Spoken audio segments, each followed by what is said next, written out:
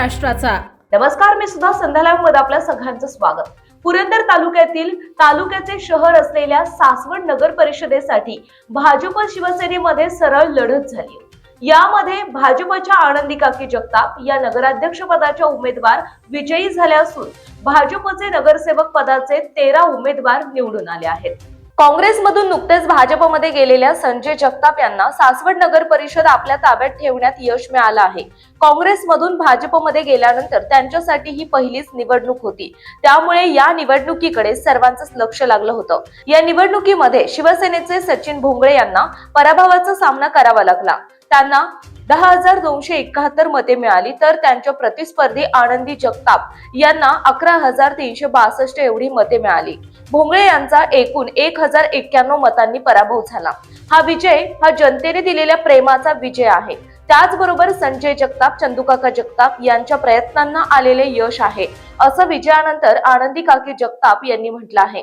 सासवड नगर परिषद यापूर्वी देखील 1 नंबर होती आणि पुढे देखील ती 1 नंबरच राहील। सासवडकरांच्या सेवेसाठी आम्ही सदैव तत्पर राहू, असं जगताप यांनी विजयानंतर माध्यमांशी बोलताना म्हटलं आहे। संजय जगताप यांनी या विजयाबद्दल मतदार राजाचा आभार मानलं।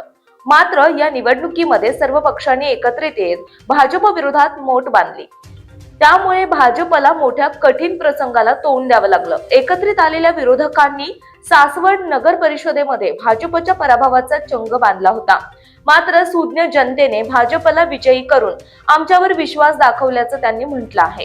काय सांगाल, भाजपमध्ये गेल्यानंतर हा पहिला विजय आहे, या विजयाकडे तुम्ही कसं पाहता? निश्चितपणे आज भारतीय जनता पक्षाच्या माध्यमातून नगराध्यक्षपदी आदरणीय आनंदी काकी जगताप, त्याचबरोबर 13 भारतीय जनता पक्षाचे नगरसेवक या ठिकाणी निवडून आले।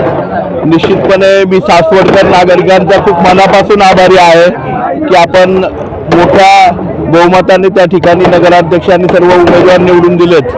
त्यांचे मनपूर्वक आभार मानतो आणि येणाऱ्या काळामध्ये सासवड नगरीचा विकास जसा कैलासवासी चंदूकाकांच्या विचारांनी त्या ठिकाणी केला, तशाच प्रकारे भारतीय जनता पक्षाच्या माध्यमातून निश्चितपणे आदरणीय मुख्यमंत्री महोदय, आदरणीय रवींद्रजी चव्हाण दादा हे सर्वच आमच्या पाठीशी राहतील आणि खूप चांगल्या प्रकारचं आणि आणखी मोठ्या प्रमाणावरती विकासाचं दालन त्या ठिकाणी भारतीय जनता पक्षाच्या माध्यमातून सासवडमध्ये उभं राहील। तुमच्या सहकारी पक्ष असेल किंवा विरोधी पक्ष आता सध्या असलेला ते देखील चांगली मुसंडी मारलेली आहे। 2 वरून 9 वर आकडा गेला, याकडे कसं पाहता? आज 4 वरून 9 वरती आकडा गेलाय। 3 कसं मागे 17 उमेदवार होते, आता 22 उमेदवार त्या ठिकाणी होते आणि सगळ्यात महत्त्वाचं म्हणजे सर्व पक्ष विरुद्ध भारतीय जनता पक्ष, अशा प्रकारची ही निवडणूक झाली। या निवडणुकीला बरेच रंग द्यायचा प्रयत्न झाला, बरेच ठिकाणी वैयक्तिक हेवेदाव्यांवरती ही निवडणूक गेली। संघटनात्मक पण मी नव्याने भारतीय जनता पक्षामध्ये असल्यामुळे संघटनात्मक स्वरूप देत असताना मला थोडीशी अडचण त्या ठिकाणी आली, परंतु येणाऱ्या काळामध्ये भारतीय जनता पक्ष आणखी चांगल्या प्रकारे संघटन बळकट करेल।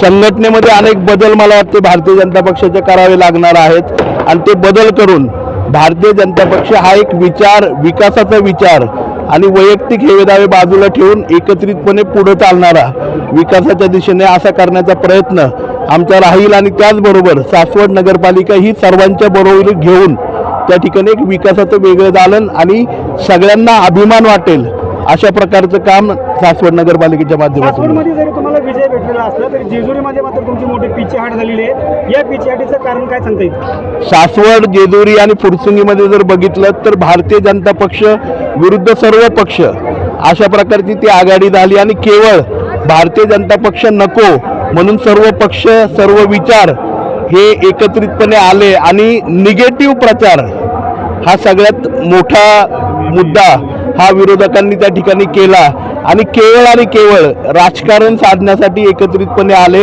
आणि म्हणून मला वाटतं जेजुरीमध्ये आमची पिछेहाट झाली। तुम्ही विजयी झालेले आहात। आता निवडणुकीमध्ये जर बघितलं तर सर्वात मोठी अडचण तुम्हाला ही येत होती की सासवड नगर परिषदेच्या निधीची अडवणूक होत होती।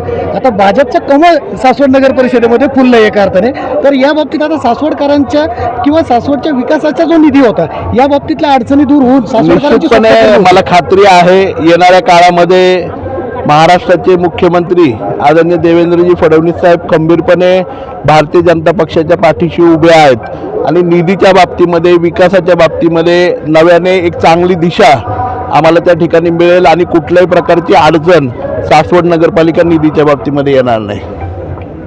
Thank you sir.